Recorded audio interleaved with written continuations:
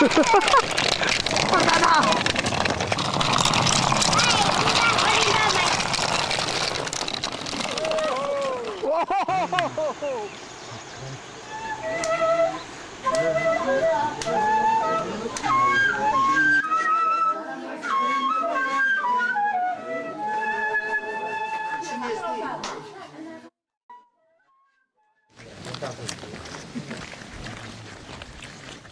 member of AITP Governing Board. I think I want to say, I take honor of this card.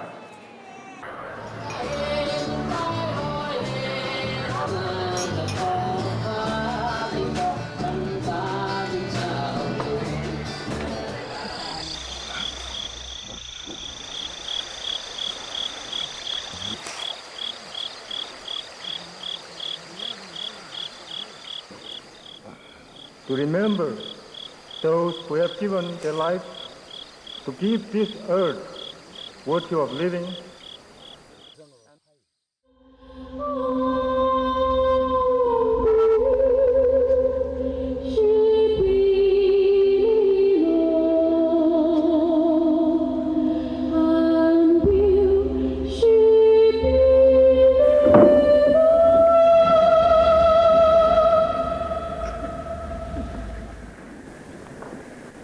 Your Excellency, President of the World Conference, Honorable Secretary General of the Conference, Chairperson of the UN Working Group on Indigenous Population,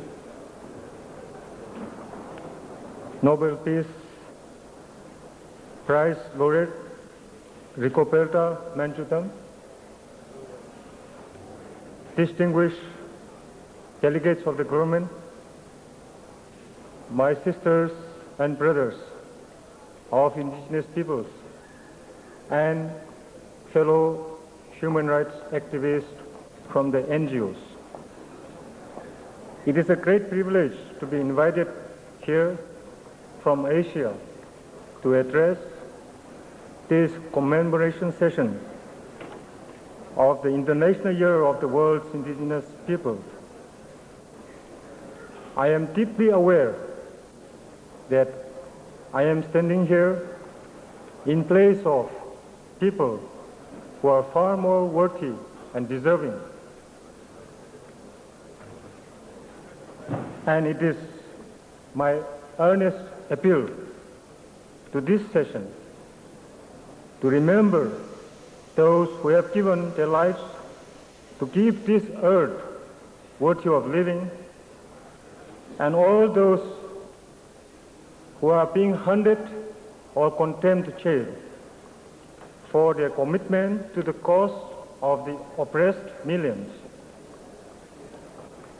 so that this conference remains guided by their spirit as it moves towards the creation of a new world order.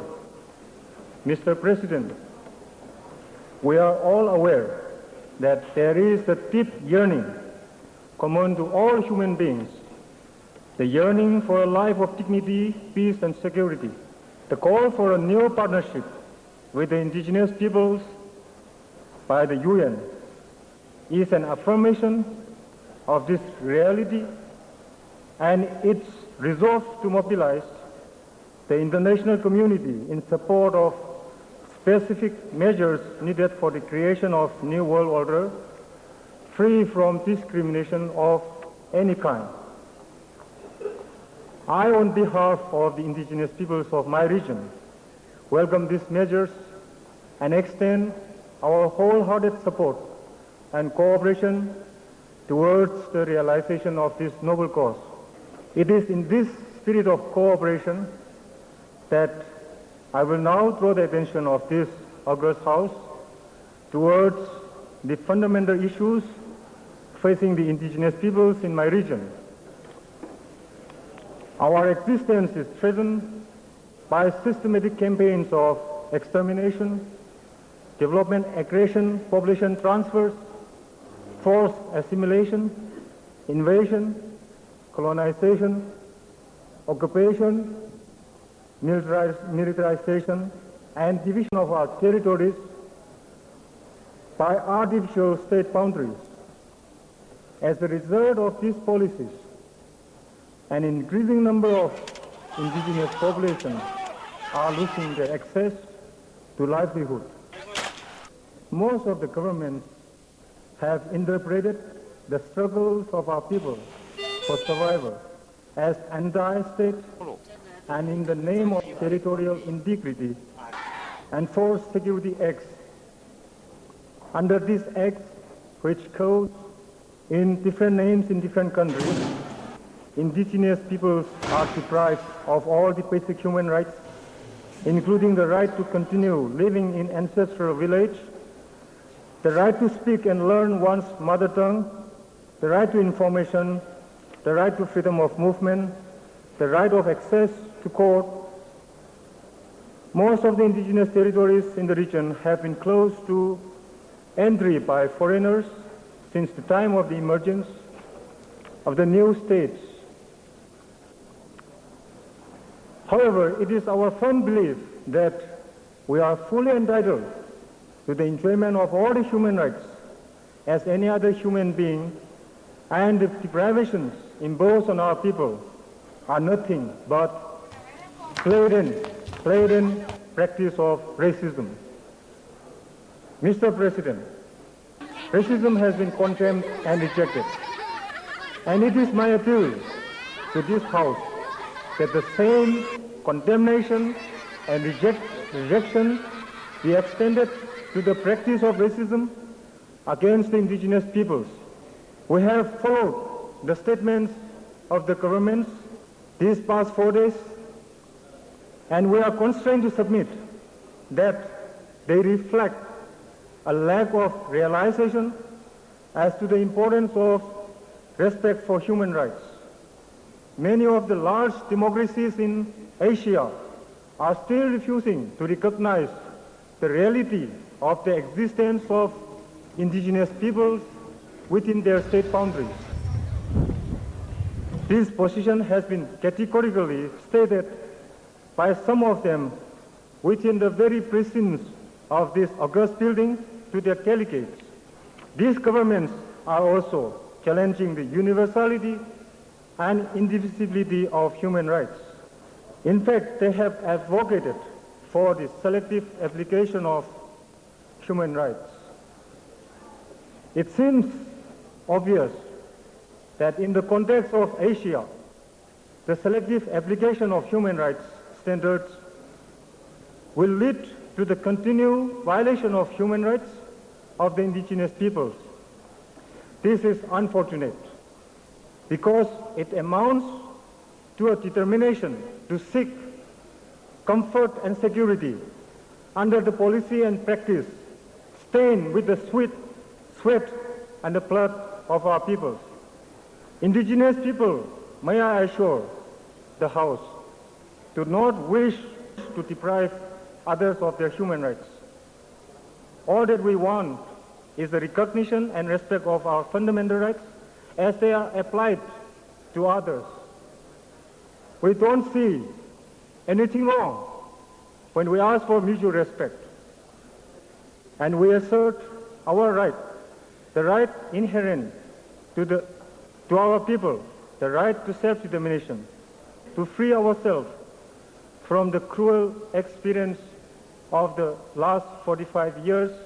By self-determination, we meant to live with our own identity, which are linked to our territories and ancestral domain, to take full control of our lands as foundation of our existence, to use, manage, and develop all resources within our ancestral domain in accordance to our belief and practice, to revitalize our traditional institutions, to speak our language and live according to our worldview, and to educate our children on this, to determine the forms of government and to uphold indigenous political systems, to engage in foreign relations and trade, and form alliances and federations with other indigenous peoples for ushering in a life of peace and security, and for pursuing our common call to preserve and protect human resources from commercial exploitation, to have free passage through boundaries imposed by states which divide our territory.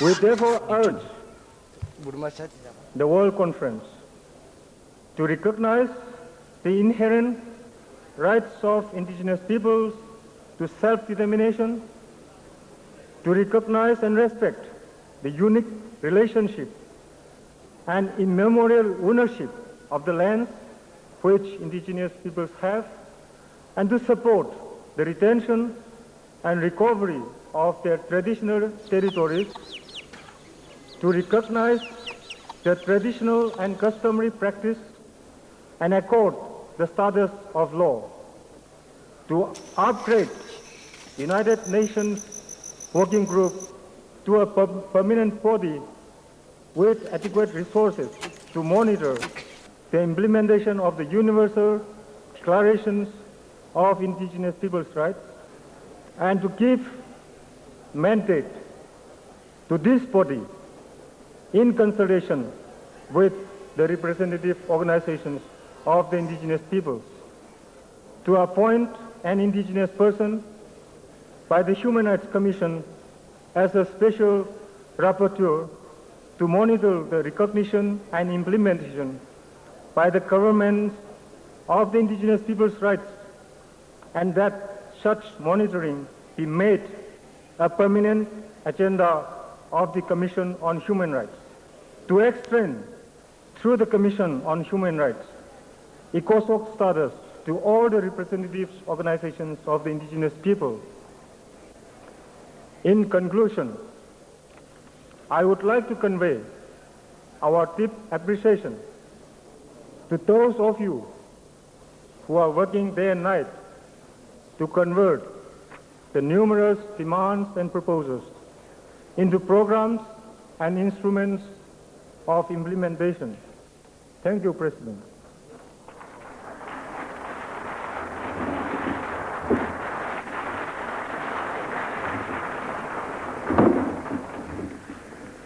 Thank you, Mr. Labi. Today we acknowledge the situation of a special but neglected group of people who live in many nations and many of whose traditional lands are located in some of the most remote and harsh environments of the world. Indigenous lands are found in the ice-bound areas of the circumpolar regions, in the burning deserts, in mountainous wildernesses, and in the depths of rainforests. Indeed, indigenous territories are rarely to be found neatly within the confines of modern state borders. Today, indigenous people are found in every walk of life in modern society. We know the indigenous people, the most delicate and fragile environments of our globe, hold within their collective repository of ancestral wisdom the key to the future sustainability of life on Earth. Today in this session, we acknowledge those whom we now know to be guardians of our planet. Yet, to our distress, the indigenous people have not been treated with respect and dignity, and their ways of life have been subjected to severe interference. They have been pushed aside and marginalized, their languages lost, their cultures threatened, and their lands laid waste, all in the name of progress. How can we defend a progress that harms our fellow human beings? We are all inhabitants of this one world, indeed, all members of the one family. When the human rights of any one member of our family are threatened or denied, then we are all diminished. As delegates to this conference, we are committed to the universality of human rights.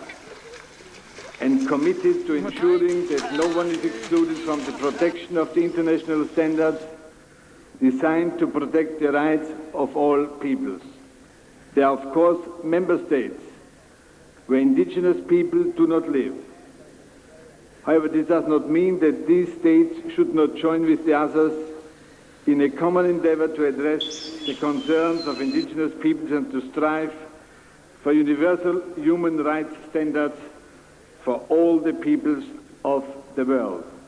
I would like to take this opportunity to encourage all member states to join me today in acknowledging the rights of the indigenous members of our world family to be recognized as indigenous people in their own right, with their own distinct cultures, religions, languages and traditions, and their own sophisticated systems of legal, political and social organizations. May I recall the words of the Secretary General at the inauguration of the International Year of the World's Indigenous People in the General Assembly on 10th December 1992. He said, "It is time to recognize that diversity can be the foundation of greater unity." This, I suggest, could be within the new partnership proclaimed by the General Assembly. I now call upon the coordinator of the year, Mr. Ibrahim Fall, to take the floor.